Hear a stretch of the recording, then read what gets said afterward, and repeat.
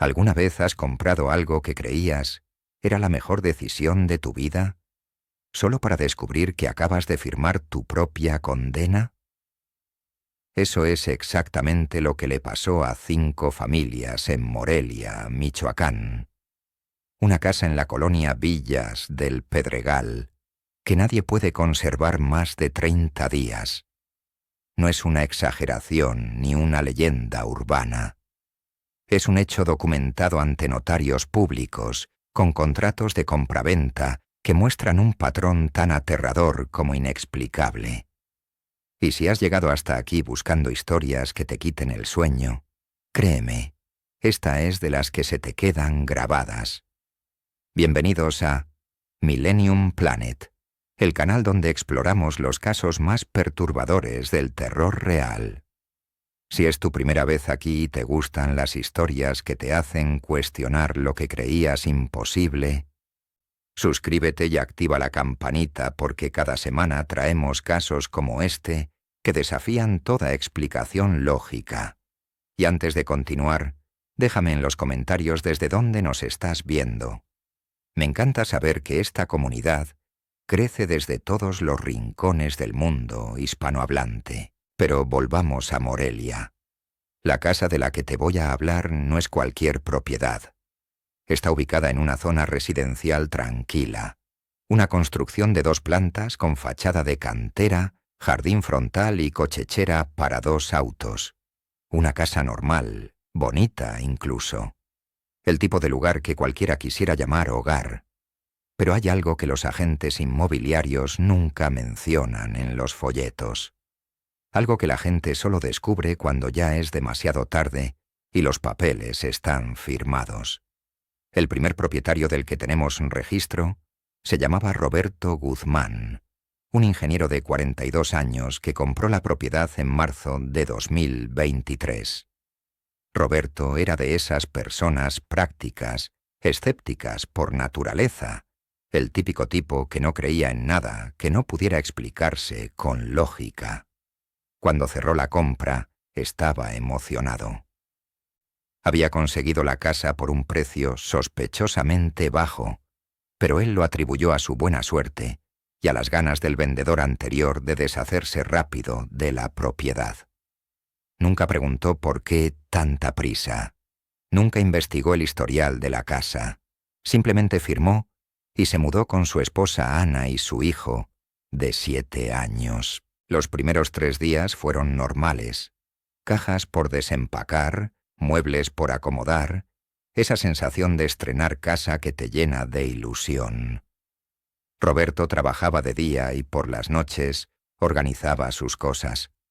Ana decoraba las habitaciones mientras el niño jugaba en el jardín.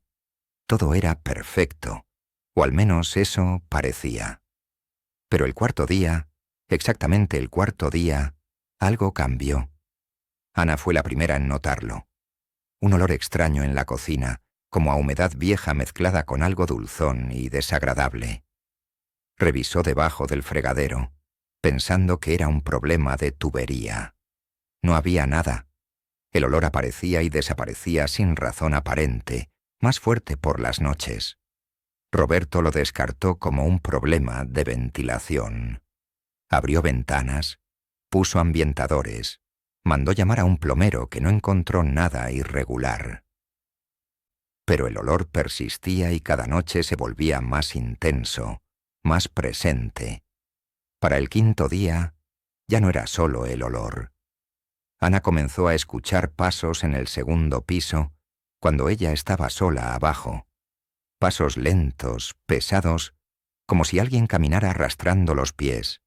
Al principio pensó que era su imaginación, el estrés de la mudanza. Pero los pasos eran demasiado claros, demasiado constantes. Subía a revisar y no había nadie. Las habitaciones estaban vacías y en silencio, pero en cuanto bajaba, los pasos comenzaban de nuevo. Roberto seguía sin creerle. Decía que eran los vecinos, que las casas nuevas hacen ruidos al asentarse, que ella estaba cansada. Todas las excusas típicas de alguien que se niega a aceptar que algo está mal. Pero la 7.ª noche, Él mismo lo escuchó. Eran las 3 de la madrugada y los pasos resonaron tan fuerte sobre su techo que lo despertaron. Esta vez no había duda. No era su imaginación ni los vecinos.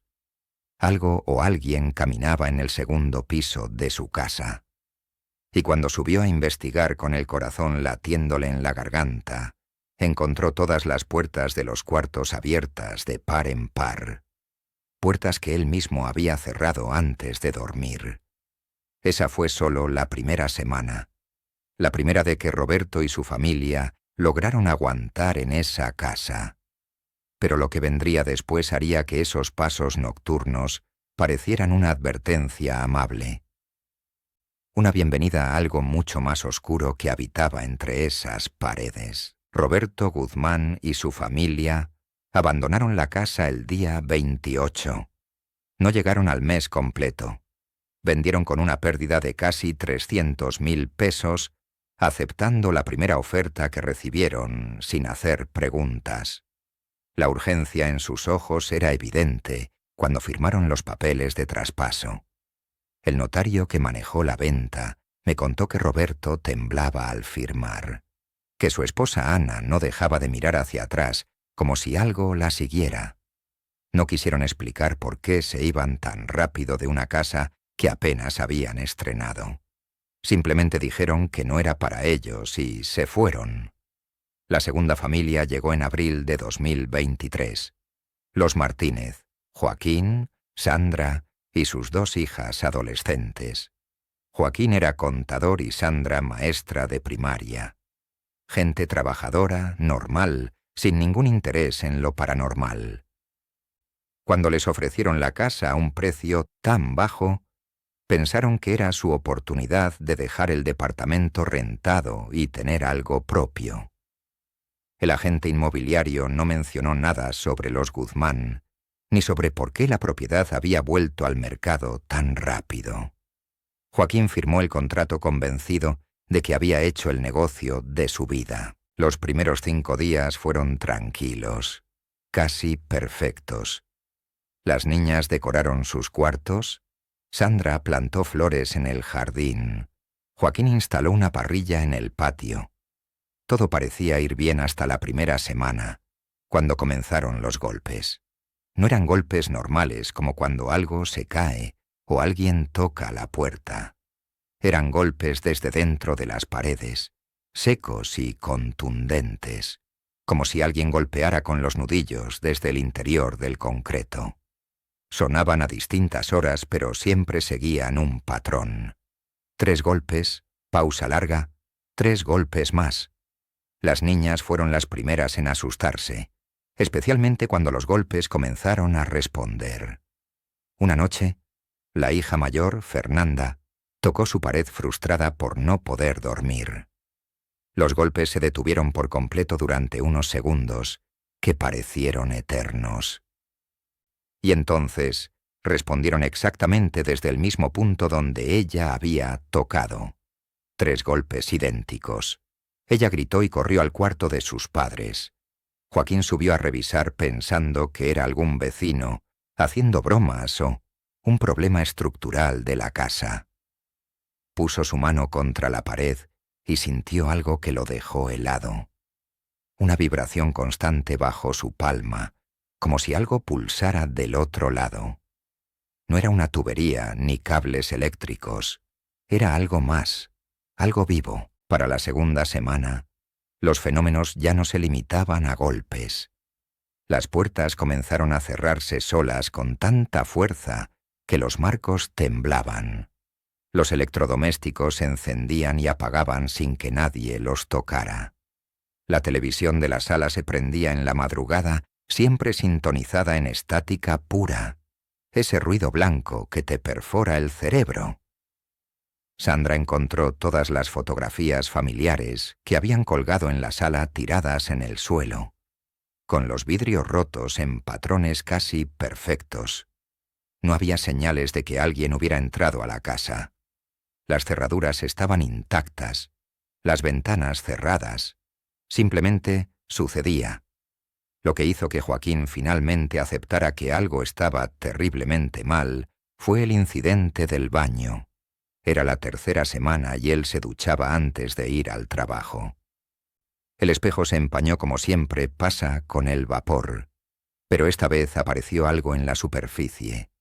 Palabras escritas con un dedo invisible. Vete. Letras claras, imposibles de ignorar. Joaquín me juró que sintió el aire volverse espeso, que la temperatura bajó tanto que podía ver su aliento. Salió corriendo de ese baño sin terminar de secarse, y esa misma tarde puso la casa en venta. Pero antes de que pudieran irse, llegó la tercera familia. Los Ramírez compraron la casa sin siquiera verla completa, desesperados por encontrar un lugar donde vivir después de que un incendio destruyera su anterior hogar. Firmaron en mayo de 2023 y se mudaron 2 días después. Patricia Ramírez era enfermera y su esposo Miguel trabajaba en construcción.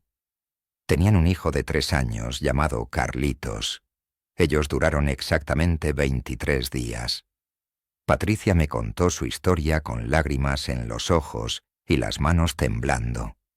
Me dijo que desde la primera noche sintió que alguien observaba a su hijo dormir, que entraba al cuarto del niño y percibía una presencia en la esquina oscura junto al closet, una presencia fría, hostil, que hacía que se le erizara cada pelo del cuerpo. Miguel le decía que eran sus nervios, que había sido un año difícil con el incendio y todo, pero Patricia sabía lo que sentía. Y tenía razón. Patricia Ramírez tenía razón al desconfiar de esa presencia en el cuarto de su hijo. La primera semana en la casa, Carlitos comenzó a despertar cada noche a la misma hora, las 3:15 de la madrugada. Lloraba desconsolado señalando la esquina del cuarto, donde el closet proyectaba una sombra densa incluso con la luz del pasillo encendida. Decía que el hombre oscuro lo miraba, que el hombre oscuro quería jugar con él. Patricia y Miguel pensaron que eran pesadillas normales de niño, el estrés de la mudanza manifestándose en sueños. Le compraron una lamparita de noche con forma de luna. No sirvió de nada. Para la segunda semana, Carlitos dejó de hablar casi por completo. Un niño que antes no callaba ni un segundo, ahora pasaba horas en silencio mirando puntos fijos en las paredes. Patricia lo llevó con el pediatra temiendo algún trauma psicológico por el incendio que habían sufrido meses atrás. El doctor no encontró nada anormal físicamente, pero recomendó terapia infantil. Esa misma noche, Patricia entró al cuarto de Carlitos para arroparlo y lo encontró de pie frente al closet, completamente inmóvil, con los ojos abiertos pero sin pestañear. Cuando ella lo tocó, el niño volteó con una expresión que nunca había visto en su hijo. Puro terror congelado. Carlitos le dijo algo que la dejó sin aire. «Mamá, él dice que nos tenemos que ir o me va a llevar con él». Miguel seguía sin creer que fuera algo más que la imaginación infantil hasta que comenzó a enfermarse. Tercera semana, exactamente. Empezó con migrañas que ningún analgésico calmaba, un dolor punzante detrás de los ojos que lo hacía vomitar. Luego vinieron los sangrados nasales espontáneos, sin razón médica aparente. Se despertaba en la madrugada con la almohada manchada de sangre y una sensación de peso en el pecho tan intensa que apenas podía respirar. Los doctores hicieron análisis completos. Presión arterial normal, sin tumores, sin aneurismas, sin explicación. Pero él seguía empeorando cada día que pasaba en esa casa. Patricia tampoco se salvó. Comenzó a tener episodios de parálisis del sueño casi todas las noches. Despertaba consciente, pero incapaz de moverse, sintiendo que algo se sentaba sobre su pecho apretando cada vez más fuerte. Veía una silueta oscura al pie de la cama, alta y deforme, que se inclinaba lentamente hacia ella. Podía sentir su aliento frío en la cara, un olor a tierra húmeda y descomposición que le daba arcadas. Cuando finalmente lograba gritar y romper la parálisis, la silueta desaparecía, pero el olor permanecía por horas impregnado en la habitación. Miguel la encontraba empapada en sudor, hiperventilando, con marcas rojas en el cuello como si alguien la hubiera presionado con los dedos. El cuarto propietario fue un hombre solo. Ernesto Villegas, divorciado, 58 años, ingeniero jubilado. Compró la casa en junio de 2023, pensando que era el lugar perfecto para sus últimos años. Un lugar tranquilo donde retirarse y disfrutar de su jubilación. Lo que Ernesto no sabía es que esa casa no dejaba disfrutar nada. Y lo que le esperaba en esas semanas haría que todo lo anterior pareciera apenas una advertencia amable de lo que esa propiedad era realmente capaz de hacer. Ernesto Villegas era un hombre racional. 30 años trabajando como ingeniero civil te enseñan a confiar en lo medible, en lo que puedes comprobar con números y cálculos. Cuando compró la casa en junio de 2023, hizo lo que cualquier ingeniero haría. Inspeccionó la estructura, revisó las instalaciones, verificó que todo estuviera en orden. La casa pasó todas sus pruebas técnicas. Lo que Ernesto no podía medir era lo que habitaba entre esas paredes, lo que no aparece en ningún plano ni certificado de construcción.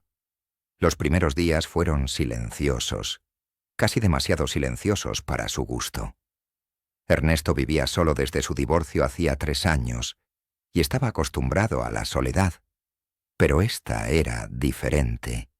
El silencio en esa casa tenía peso, textura, como si el aire mismo estuviera esperando algo. Lo notó especialmente por las noches, cuando se sentaba en la sala a leer. Podía sentir que el silencio no era ausencia de sonido, sino presencia de algo más, algo que observaba y aguardaba su momento. Él lo atribuyó a los nervios de la mudanza y siguió con su rutina. El 5.º día comenzó a escuchar su nombre. No era su imaginación, ni el viento, ni los vecinos. Era su nombre completo, Ernesto Villegas, susurrado desde distintos puntos de la casa. A veces venía del 2.º piso cuando él estaba abajo. A veces surgía del sótano que aún no había explorado completamente. La voz era neutra, sin género definido, pero había algo en el tono que le helaba la sangre. No era una pregunta ni un llamado. Era un reconocimiento, como si algo hubiera estado esperándolo específicamente a él y ahora confirmara su llegada. Para la 2.ª semana, Ernesto dejó de dormir más de 2 horas seguidas. Cada noche despertaba exactamente a las 3:17 de la madrugada, con la certeza absoluta de que alguien estaba parado junto a su cama. No veía nada cuando abría los ojos, pero sentía la presencia tan clara como si fuera física. El peso en el aire, el frío que emanaba de ese punto específico junto a su cabecera. La sensación de ser observado por algo que no parpadeaba. Una madrugada extendió la mano hacia donde sentía la presencia, y sus dedos atravesaron algo que no debería existir. No era sólido ni líquido, sino algo entre ambos estados, algo que se movió al contacto y dejó sus dedos entumecidos durante horas. La situación empeoró cuando comenzaron las pesadillas compartidas. Ernesto soñaba que caminaba por un pasillo interminable lleno de puertas, y detrás de cada puerta escuchaba voces suplicando ayuda. Voces de hombres, mujeres y niños que gritaban su nombre rogándole que los sacara de ahí. Cuando despertaba empapado en sudor, encontraba tierra bajo sus uñas y sus pies sucios, como si realmente hubiera caminado por ese lugar. Una mañana descubrió un rastro de tierra que iba desde su cama hasta la puerta del sótano. tierra negra y húmeda que olía a descomposición. La tercera semana fue cuando su cuerpo comenzó a fallar. Perdió 8 kilos en 5 días sin razón médica. Los análisis que le hicieron mostraban deshidratación severa, aunque él bebía litros de agua diariamente. Su piel se volvió grisácea, sus ojos hundidos. Su cabello empezó a caerse en mechones. Los doctores no encontraban explicación. Hablaban de estrés extremo, de posible cáncer oculto, de enfermedades autoinmunes. Pero Ernesto sabía la verdad. Algo en esa casa lo estaba consumiendo literal y físicamente, drenando su energía vital como si se alimentara de él. El día 23, Ernesto bajó al sótano por primera vez desde que se había mudado. Necesitaba entender qué era lo que habitaba su casa. Necesitaba saber con qué se enfrentaba. Lo que encontró ahí abajo cambió todo. En la pared norte del sótano, ocultas bajo décadas de pintura descascarada, había inscripciones talladas directamente en el concreto. Nombres, docenas de nombres, algunos tan antiguos que apenas se leían. Y entre ellos, recién grabado con lo que parecían uñas humanas, estaba su propio nombre, Ernesto Villegas. Debajo, una fecha, la fecha de ese mismo día, y una palabra más que le detuvo el corazón: próximo. Ernesto salió del sótano, empacó lo que pudo cargar en 10 minutos y abandonó la casa esa misma noche. No esperó al amanecer, no llamó a nadie, simplemente huyó.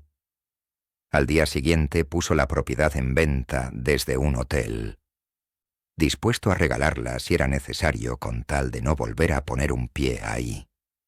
Duró 26 días en esa casa, días menos que el límite de los 30.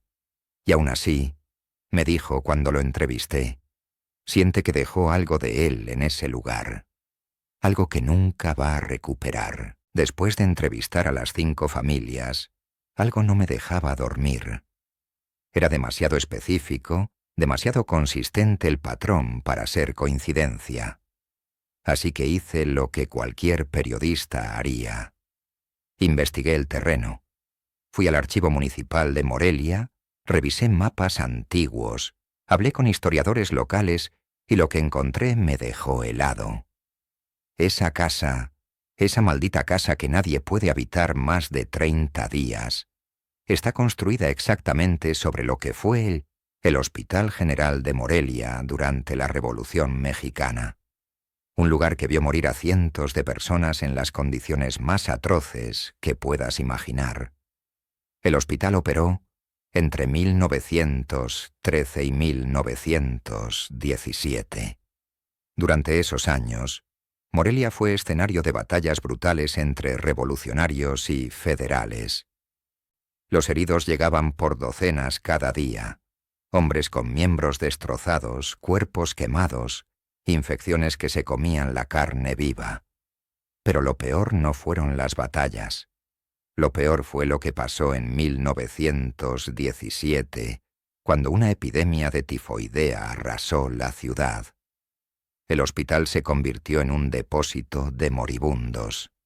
No había suficientes doctores, ni medicinas, ni siquiera espacio para todos los enfermos. Los dejaban tirados en los pasillos esperando la muerte. Y la muerte llegaba rápido, pero hay algo más oscuro en esa historia. Encontré testimonios en periódicos de la época que hablan de experimentos médicos sin consentimiento. Un doctor militar llamado Sebastián Ordóñez usaba a los pacientes terminales para probar tratamientos experimentales. Amputaciones sin anestesia, inyecciones de sustancias desconocidas, autopsias realizadas en personas que aún respiraban. Los gritos se escuchaban desde la calle, según los vecinos de aquella época. Nadie hizo nada porque era tiempo de guerra y la vida no valía mucho. El doctor Ordóñez registraba todo meticulosamente en sus bitácoras: nombres, fechas, procedimientos. 30 días era el tiempo máximo que sus pacientes sobrevivían bajo su cuidado. 30 días exactos. El hospital cerró abruptamente en octubre de 1917. La versión oficial dice que fue por falta de fondos, pero los rumores cuentan otra historia.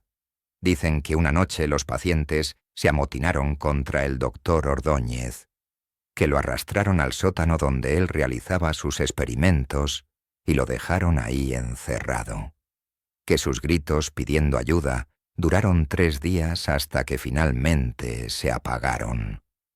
Cuando las autoridades finalmente abrieron el sótano, encontraron su cuerpo, pero también algo más. Marcas en las paredes, nombres tallados con uñas, fechas, un registro completo de cada víctima grabado en la piedra por el propio doctor en sus últimas horas de vida. Una confesión escrita en sangre y desesperación. El edificio fue demolido en 1982. El terreno permaneció vacío durante años porque nadie quería construir ahí. Demasiadas historias, demasiados muertos enterrados sin nombre bajo esa tierra. Pero en 2020, un desarrollador inmobiliario que no creía en supersticiones, compró el lote y levantó la casa que hoy conocemos. Una construcción moderna, bonita, perfecta para una familia. Excepto que los cimientos están literalmente sobre las ruinas del sótano donde el doctor Ordóñez murió. Sobre las marcas que él talló. Sobre los nombres de todos aquellos que no sobrevivieron más de 30 días bajo su cuidado. Y aquí viene lo más perturbador de todo.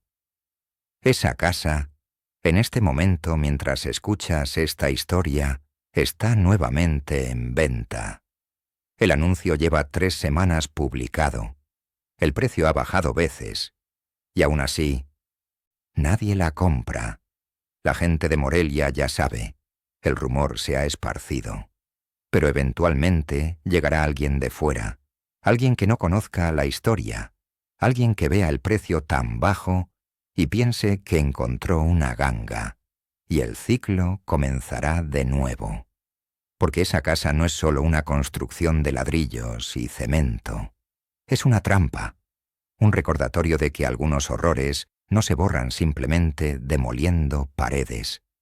Algunos horrores se quedan en la tierra, en el aire, esperando cobrar lo que se les debe. Si llegaste hasta el final de esta historia y te gustó este tipo de contenido, te invito a que te suscribas a Millennium Planet. Cada semana investigamos casos reales de terror que desafían toda explicación lógica. Y cuéntame en los comentarios, ¿comprarías una casa así aunque te la regalaran? Porque créeme, hay cosas que ningún precio bajo puede justificar.